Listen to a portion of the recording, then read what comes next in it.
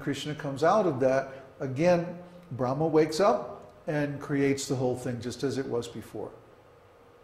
So what we call the Big Bang is simply the morning of Brahma's day. And he's manifesting all these material planets again so that the living entities can take birth on them and work out their karma. So the question is, where are the living entities, or what state are they in during Brahma's night? They're in a state of suspended animation. If our consciousness is materially conditioned, but we don't have a body, then it's like nothing is happening, because we have no senses, no material senses, and therefore we can't tell anything around us, we can't perceive anything around us, and it's just like blank. For example, if you go in a sensory deprivation chamber, there's no way to tell how much time is passing, because there's nothing going on. It's silent. You can't even hear your own heartbeat. It's dark. You can't see anything. There's no perceptions. So how are you going to understand the passage of time? Time is very subtle.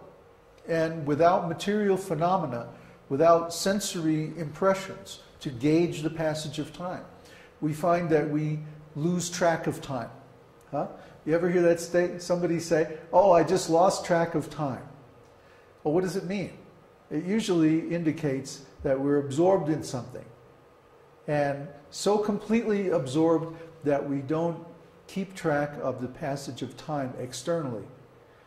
And internally, time means nothing.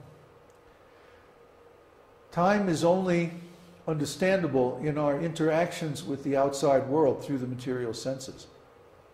So if we become absorbed, let's say in meditation or something like that, then time can slip by and we have no awareness of it. This is actually a very wonderful state of mind, because it's very close to our original consciousness. But in the time of Brahma's night, there's no creation. So all the materially conditioned beings have no material senses. They have no way to manifest their material consciousness. So to them, it's just like they're in a state of suspended animation, and the time slips by and nothing is going on.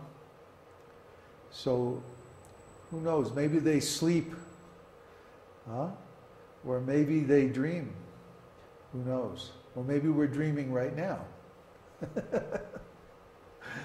But one thing that we can be sure of is that there is no opportunity to attain self-realization during Brahma's night. Those opportunities are only available during the day, because only in the daytime, when we have material bodies and senses, and there's a material creation to interact with, can we engage those senses and those material energies in the process of self-realization. So Brahma's day is actually far more auspicious for the living entities than the night, because we have the opportunity to perform bhakti yoga. Next question? From Erica. She's asking what happens, is there going to be a day where there's no more eras in this world, material world? Will Maya always exist? What happens to the souls that were not liberated? Or is this not possible? Yes, well, the principle of material creation exists eternally. The Mahat Tattva, or the Pradhan, is Krishna's external energy. And just like Krishna, Krishna's energies are eternal, even the material energy. But the Pradhan, or the Mahat Tattva, is only the principle of material creation. It's not the manifestation of material creation. The manifestation occurs when the Pradhan is agitated by time. When the Lord glances over the material energy, impregnating her with all the living entities, then time begins and the material creation actually manifests. So when the living entities, or rather when the time of the manifestation of the material creation is complete, the Lord withdraws his potency back into himself from the material creation. In other words, the living entities are reabsorbed back into the Lord. They don't lose their identity because they're eternal. But because they're in material conditioned consciousness, without a material manifestation, just like during the night of Brahma, they have no material bodies or material senses, so they can't do anything. They can't perceive anything. They're like in a state of sleep or suspended animation. That's all we know about that. It's a very obscure, very, there's not much said about it in the Vedas. Next question? Krishna Bhakti. Would it not be impossible to calculate time in relation to eternity? No way of pinpointing a specific time? No beginning and no end? That's right. In eternity, you can't calculate time because, well, what do you compare it to? In the material world, we have the rising and setting of the sun. So we calculate time in terms of days and hours and so on. But in the spiritual world, there is no influence of time like in the material world. It's eternal. So time is elastic. In the spiritual world, if there's a particular pastime that you enjoy relishing very much, you can relish that pastime eternally. All the pastimes of Krishna are eternal. That means they have no beginning and no end. So if you like that pastime, then you can stay in that pastime as long as you like. There is no force of time. Srila Prabhupada says the force of time is conspicuous by its absence in the spiritual world. That means time is more or less elastic.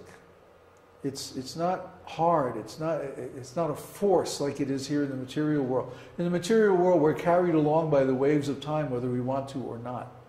It's not like that in the spiritual world. In the spiritual world, we can move through time in any way we like. It's more like space.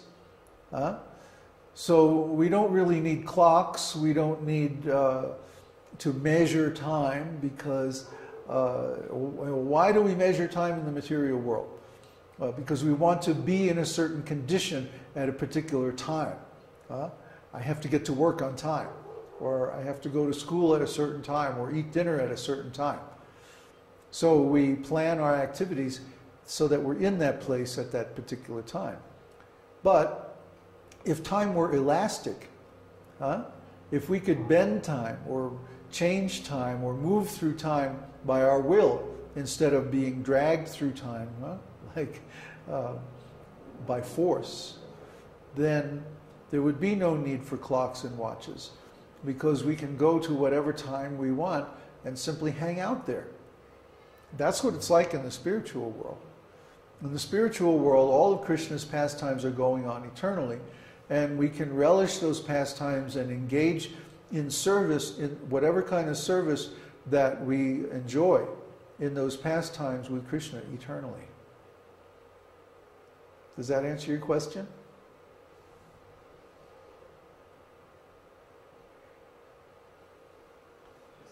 Yeah? Okay. Another question? No other question? There's one from Neva. From Neva? Is there a benefit of visiting places of pilgrimage like Vrindavan, even though our consciousness is not purified, to be able to appreciate them transcendentally?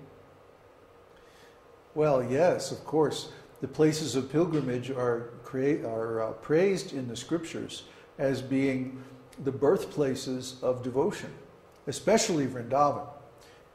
It's stated in the Shastras that if someone goes to Vrindavan for 2 weeks, or even 3 days, or even an hour, that this is the beginning of their devotion to Lord Krishna.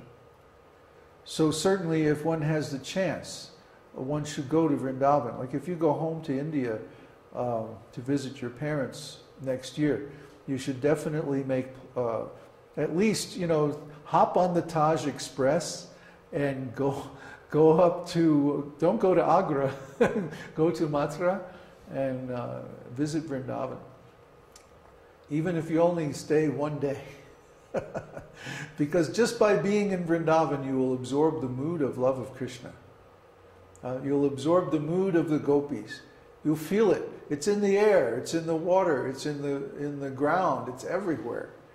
And you certainly feel it when you, as soon as you get off the train and get on a tanga or you know, go over to Vrindavan. You have to cross the Jamuna. Usually people take a horse cart or tanga, and it's very nice. Any of the 12 forests of Vrindavan, they're all places of wonderful pastimes. When Dhruva Maharaj wanted to see God, Dhruva Maharaj got cheated out of his kingdom because his father married a younger second wife who became very influential over him. He was a little bit